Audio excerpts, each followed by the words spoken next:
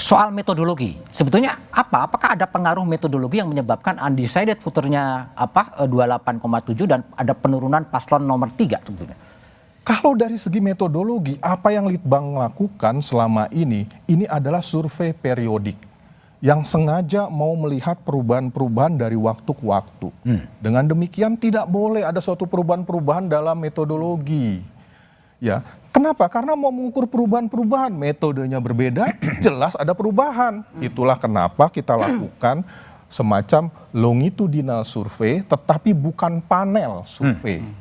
Jadi bukan sampelnya sama, tidak. Tetapi dilakukan dengan cara dan metode yang sama, walaupun orangnya berbeda. Beda dengan panel di situ.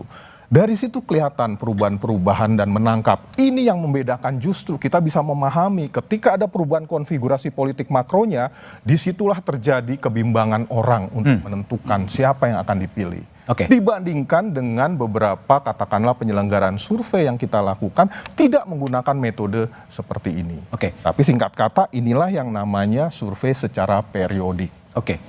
Dari sisi penentuan sampel, pengolahan data sampai pemuatan, itu adakah kemudian pengaruh-pengaruh di luar itu yang menentukan kemudian hasilnya menjadi begini atau begitu?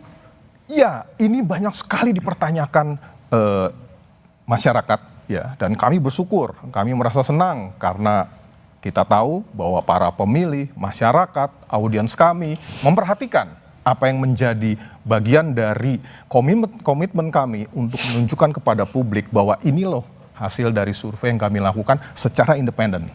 Nah, dikatakan secara independen dari segi pembiayaan, Harian Kompas yang membiayai secara total. Bukan dari kubu nomor 2, bukan dari kubu nomor 1, bukan dari kubu nomor 3, dan juga bukan dari kepentingan-kepentingan lain. Itu yang pertama.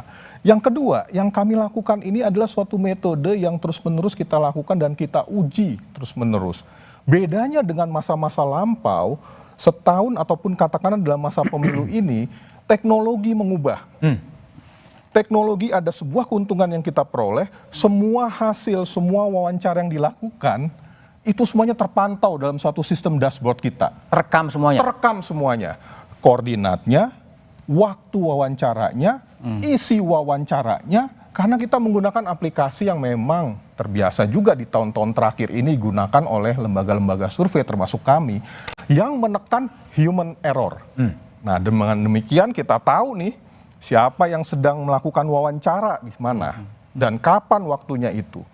Berapa menit itu untuk pertanyaan sejumlah yang kita tanyakan, nggak mungkin dia misalnya dalam waktu singkat langsung berubah warnanya. Ada problem di sana. Yang kedua, dipersoalkan juga tentang bansos. Tiba-tiba sebelum survei ini dilakukan semuanya disebar bansos. Kami mengatakan dan kami uji berdasarkan data, ada perbedaan nggak mereka yang menerima bansos dan yang tidak menerima bansos terhadap pilihan politiknya? Ada suatu pertanyaan yang seperti ini. Hasilnya tidak berbeda secara signifikan. Jadi kalau konfigurasi jawabannya, yang pertama mendapatkan 15,sekian%, kemudian yang kedua 39,sekian%, dan yang ketiga mendapatkan 15% juga, menerima bansos maupun tidak penerima bansos, dan jenis-jenis bantuan lainnya, ada 3 jenis bantuan yang kami inventarisasi, tidak signifikan perbedaannya. Artinya tidak ada intervensi di daerah. Bagaimana mungkin yang kita lakukan 600-an kelurahan dan desa. Kami bisa yakinkan, lembaga lain mengatakan hanya 120 sampai 200 kelurahan dan desa. Kami mencapai 600. Kenapa? Sebarannya memang ciri kami lebar.